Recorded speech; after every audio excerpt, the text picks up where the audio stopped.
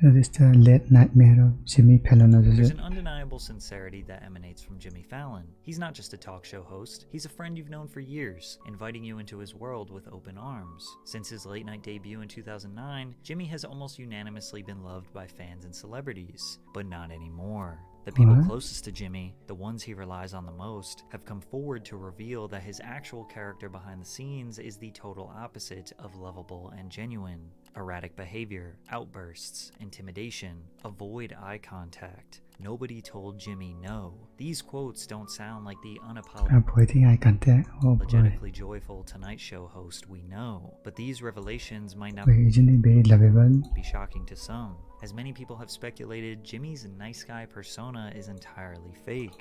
More specifically, his fake laugh.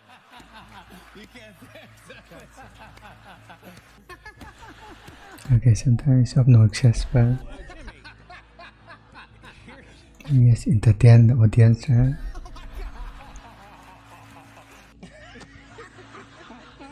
Jimmy will laugh at just about everything, to the point where he sounds like a programmed laugh track being controlled by a producer backstage. If you think about embarrassment, scale of 1 to 10, okay. 1 is just like being a person walking down the street, and 10 is, for me, co-hosting the Oscars with James Franco.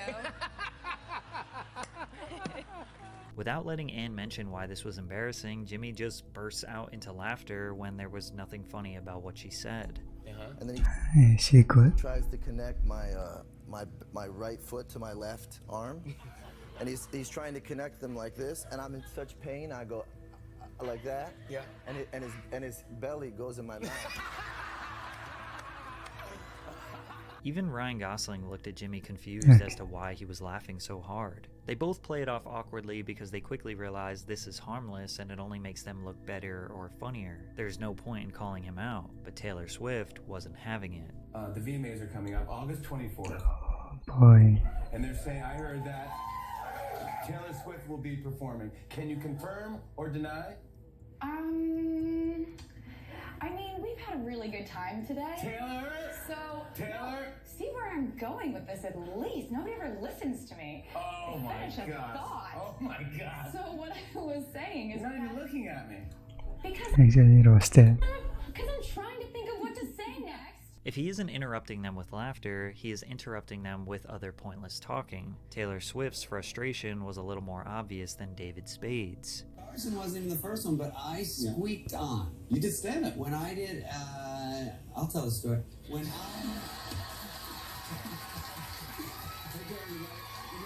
David just gave him a little jab, and Jimmy knew he was wrong for interrupting the comedian. So he tried to make Dave look like the bad guy and walk off. This wasn't the first time Jimmy walked off set to avoid an awkward situation that he caused. No, it's about how you can beat a human being down to... Don't tell anyone. It's okay. Let them just see the movie. Or not. Or not. You know what the movie's about, kind of, right? Yeah, so you don't need me. You don't need me. No, do it. No, you don't need me. No one needs me. It's fine. Okay. Let's go. No, come back. Come on, man. This is a safe way to play off his awkward interruptions because no host would ever walk off their own show for a tiny error. Often it seems like Jimmy has nothing substantial to add to the conversation but feels the need to interrupt or explode with laughter. The internet has memed Jimmy's antics into oblivion. While some say he has a huge ego and wants more spotlight for himself, it seems like he does this to maintain control. He fears dead air, a boring story, or an unfunny joke, so he jabs his way into the conversation stand-up comedy, I guess, with quick jokes or laughs in an attempt to make sure the audience is engaged, but then it ends up doing the opposite. I mean, every time a guest is talking, he leans in, stares at them intensely, maybe reaches his arm out, and is waiting for a split second to interrupt to make sure you are entertained. The other thing that agitates people is how he showers every single guest with compliments. You're my favorite, we love you, it's my favorite movie, my favorite album, as if celebrities need any more ego stroking. Jimmy's defenders think all this controversy is ridiculous. Should he not laugh? Just sit there and be awkward? His show is supposed to be fun. He just wants his guests to be relaxed and confident in front of a live audience. This can definitely explain his overreactions to guests winning his minigames. Sounds like a poodle. Yeah.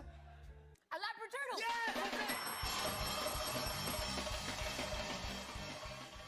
Now, it seems ridiculous to nitpick this from Jimmy because fake reactions have been a crucial part of TV and YouTube forever. David Dobrik, KSI, and Joe Rogan have been large contributors to the fake laughter, fake reaction epidemic. Doesn't all content creator do that? Okay, and if you think there is, it's very like, I know everything. I kind of do agree with a lot of what he says. Jimmy is a people pleaser and just wants to make everyone comfortable, bless his heart. That laugh does the opposite to me. It feels like he's hiding something. And Jimmy may be hiding something, a lifetime of alcoholism. And the reason he began drinking, of course he's hiding something. What do you think? may shock you. But first, a word from our sponsor, Underdog Fantasy. Underdog Fantasy is the easiest place to play fantasy sports. Jimmy didn't miss a single sketch or punchline and remained devoted to learning as much as possible. Ironically, his parents didn't want him watching adult humor sketches, but they would let him drink alcohol while watching. As long as I wasn't doing anything at night, I'd just sit by myself and I would have a 6-pack of Pabst. I don't know if I made it all the way through the 6, but I'd just sit there and watch the show and tape it. He and his sister Gloria reenacted sketches with friends before Jimmy discovered a talent for impressions, often impersonating actor James Cagney and comedian Dana Carvey. I was one of those kids who, if I hung around another kid for an hour, I was that kid. Fallon said, it was weird. I'd come home and I'd do his type of humor, his type of mannerisms, and my mom would say, okay Joey, you want dinner now? Because I'd be acting like Joey Gonzalez. From a young age, Jimmy was an imitator, instinctively copying and mimicking things that he thought were funny instead of having the drive to produce his own material, which was an early sign of being the perfect late-night television host. Through hours of meticulously studying various comedy and musical routines, Fallon continued working on his craft and established himself as a performer at Saugerties High School, appearing in most stage productions. It was a rush. I think it was the rush of getting a reaction. Maybe it's acceptance. Maybe it's a thing where you're pleasing somebody. I want to be friends with everybody. And if you make a joke and everyone laughs, you're like, that's it, I scored. That's what I thought making a friend was. You just feel like people liked you. So maybe it was that. Acceptance. It seems like Jimmy's people-pleaser mentality has been in full effect since his youth. His obsession with Saturday Night Live carried on throughout his time at St. Rose College in New York, skipping parties and events so that he could watch SNL as it aired. Fallon lived for the weekends when he would regularly board buses from his aunt's house in Fort Hamilton to perform stand-up comedy sets at Caroline's on Broadway and Times Square. On stage is where Jimmy felt most at home, and his urge to make audiences laugh couldn't be ignored as he dropped out of college in 1995 to move to Los Angeles, California to pursue comedy full-time. He secured a manager who got him very minor roles in comedy films like Father's Day and television sitcoms like Spin City, but it didn't matter because his dream wasn't to become an actor. Jimmy remained fixated on joining Saturday Night Live. After 2 years of working on his sketch comedy and improv skills with the Groundlings, he took a leap of faith and auditioned for SNL, but bombed. This career setback could have killed his dreams as a comedian altogether, but his obsession with SNL wouldn't let him give up. When he landed a small role on a Warner Brothers sitcom, Fallon negotiated a clause in his contract that would release him if he got on SNL. The producers agreed only because they thought it would never happen. This was my ultimate goal. If I ever cut into a birthday cake and made a wish, I would wish to be on SNL. If I threw a coin into a fountain, I would wish to be on SNL. If I saw a shooting star, I would wish to be on SNL. It's crazy. I had no other plan. I didn't have friends. I didn't have a girlfriend. I didn't have anything going on. I had my career. That was it. SNL is notorious for its difficult audition stage. The series creator, Lorne Michaels, almost never laughed during auditions, and it would take a special talent to grab his attention. Fallon recalls 3 different people warning him about Lorne's lack of laughter, but he learned a lot from his first catastrophic performance. In his second audition, he would come prepared with nothing but himself and his impressions, something that he perfected over time.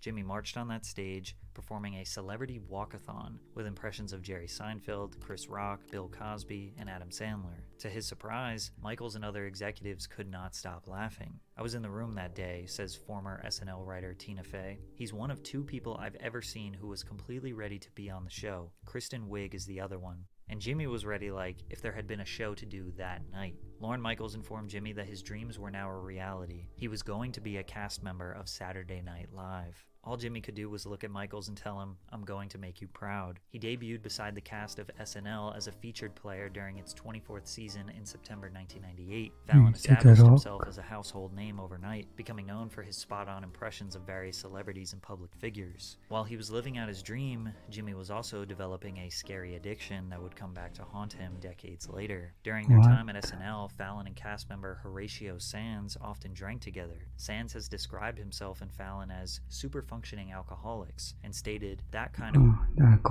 goes hand in hand with SNL. Some kind of substance abuse issues because it's so stressful you could easily find yourself blowing off steam a lot. Sanz recounted how he and Fallon got in a couple of brawls. "I've seen Jimmy clock a few people," he said. "Jimmy could fight. I don't know where he learned, but he definitely scrapped with the best of them." Jimmy working in a high-stress environment and abusing his health to cope is potential foreshadowing for the work environment he would create on his own show. He always planned to leave Saturday Night Live after 3 seasons. However, Lorne Michaels offered him a role on Weekend Update with Tina Fey, which is essentially the comedic news section that SNL covers every week. Unfortunately, Jimmy also developed a negative reputation on SNL as somebody who can't hold in his laughter. At first, it was an innocent mistake that began in the famous More Cowbell sketch, when Will Ferrell wore a tight shirt that caused Fallon to break character. Every cast member was laughing during this skit because, well, it was hilarious. But that moment opened a revolving door of cast members intentionally trying to get Jimmy to break character, and he did break character. A lot. Interrupting the punchlines and comedic timing by laughing and giggling. While some thought it was hilarious, others found it insensitive and believed he was attempting to steal their spotlight and make the sketches about himself. Lorne didn't like it. The writers didn't like it. I'm not trying to do it on purpose. I'm trying not to do it. But sometimes it just got insane.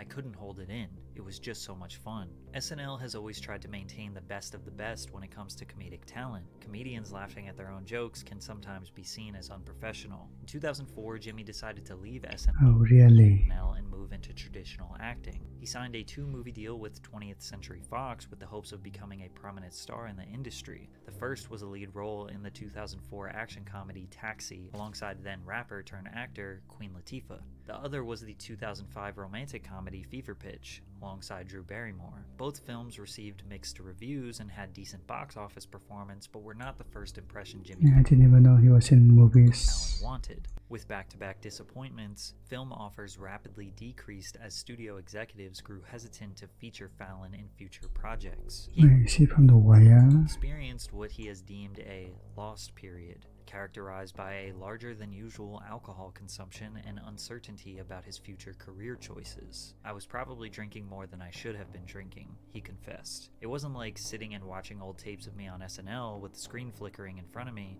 I was like, I can't figure out what I want to do." Fortunately for Fallon, the man who gave him his dream job at SNL was about to save him once again, as the host of Late Night had an opening in 2009 after Conan O'Brien was transitioning to Conan is actually very good.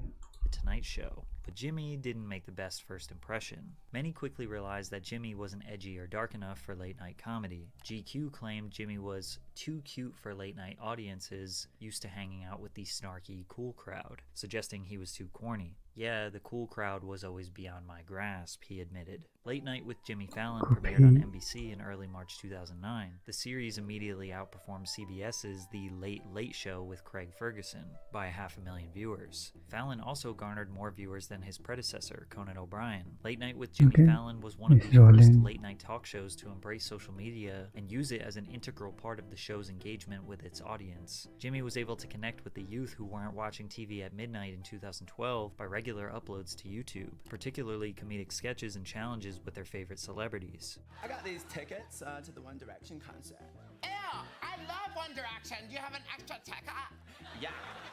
Many of these videos amassed millions of views, but it was nothing compared to the dominance he would have on The Tonight Show. In early 2014, Jimmy Fallon transitioned to NBC's The Tonight Show, where he had big shoes to fill. From Steve Allen to Jack Parr, to the iconic Johnny Carson who stamped the show's legacy for 30 years, then Jay Leno and Conan O'Brien, it was now Jimmy's job to lead the most popular late-night show of all time. He debuted to a staggering 11.3 million viewers, and despite all the alleged fake laughing, overreaction, overreactions, interruptions, and being too corny, he Man, dominated people like that. late night television. The show averaged 3 to 4 million live concurrent viewers throughout the Yeah, people like the pun, horse. years, but also embraced social media with their YouTube channel that has amassed 30 million subscribers. With multiple videos and the hundreds of millions of views, a lot of Jimmy's segments mimic the format of YouTube challenges. Many of you have never even watched Late Night, but have seen tons of The Tonight Show's YouTube segments, such as Lip Sync Battle, Musical Impressions, and Egg Russian Roulette, where he and his guests would engage in playful competitions resulting in funny and often viral moments. His comedic sketches and style often mimicked SNL because of his obsession and Lorne Michaels' production.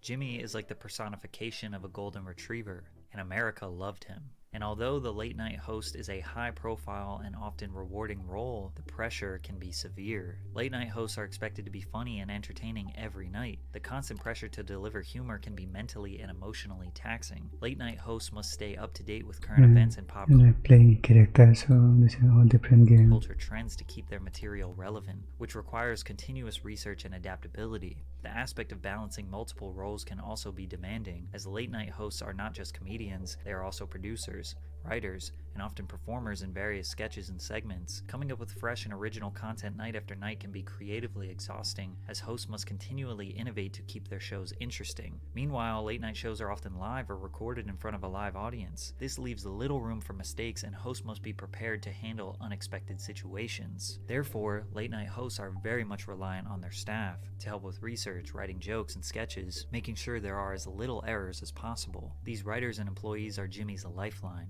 There is no show without them, and he made a crucial error on May 1st, 2023. I wouldn't have a show if it wasn't for my writers, and I support them all the way. They got to have a fair contract, and they got a lot of stuff to iron out, and hopefully they get it done. If there is a strike, do you go dark? If there's a strike, yeah, I think we will. Yeah, I think we'll go dark. Whatever I can do to support the guild. I am actually in the Writers Guild as well, so.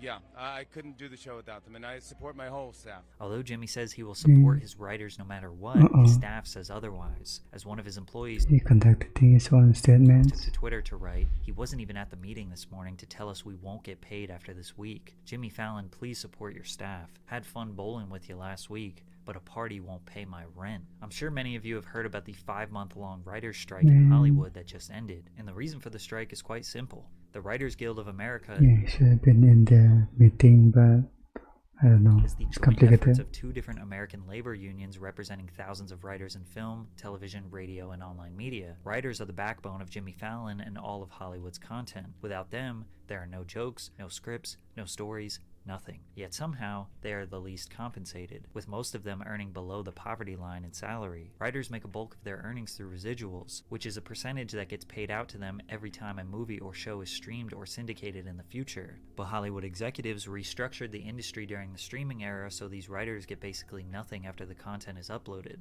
And the studios are profiting tens of billions, while the people who are actually creating the ideas from scratch are on food stamps. So Jimmy's saying he supports his staff no matter what, but not Wait, increasing their so how salaries much did they get paid?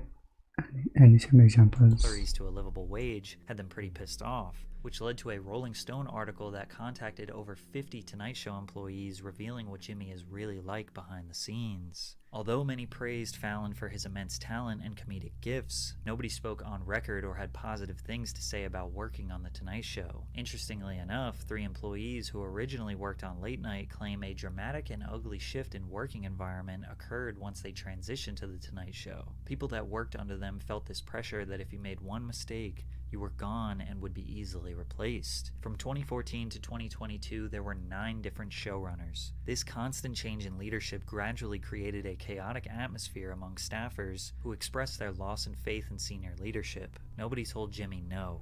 Everybody walked on eggshells, especially showrunners. Another former employee says, "You never know what Jimmy you were going to get, and when he was going to throw a hissy fit." They described Jimmy's temperament, mood, and treatment of staffers as erratic. They suggested Jimmy Fallon was unpredictable, having witnessed him snap at crew members over the smallest things. They also claimed Fallon occasionally berated and belittled staffers out of frustration. Okay, that's not good. I think perfection is kind of a good thing, but not this little one. 3 former employees said that he berated them in front of other colleagues and crew members. It was like, if Jimmy's in a bad mood, everyone's day is fucked. When something was wrong, we all knew how to behave afterwards, which was just sort of avoid eye contact and don't make another mistake. The article then dives into Jimmy's SNL skit in 2000 where he did an impression of Chris Rock while doing blackface. Jimmy apologized for this skit that resurfaced in 2020, and the article followed up this information with an employee alleging that the staff tried to sweep this controversy under the rug. A black employee claims that showrunner Granite Benderman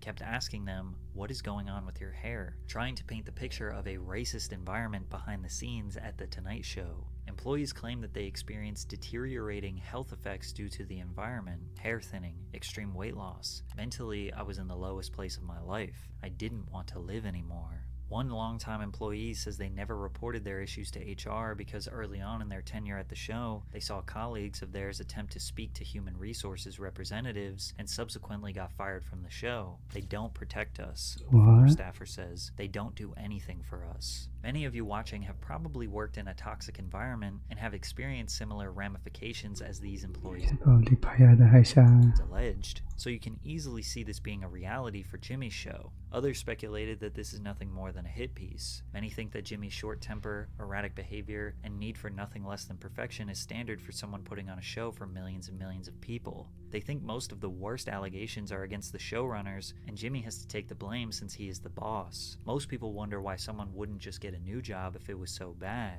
Then again, Jimmy did come from SNL, which was one of the most high-stress work environments that led to multiple employees suffering from substance abuse issues. So it's not that hard to believe that he could have created a similar environment thinking it's just show business. However, after Rolling Stone published the article, Fallon apologized to staff members in a Zoom call. "It's embarrassing, and I feel so bad," Fallon said. It kind of reminds me of the movie Magnolia.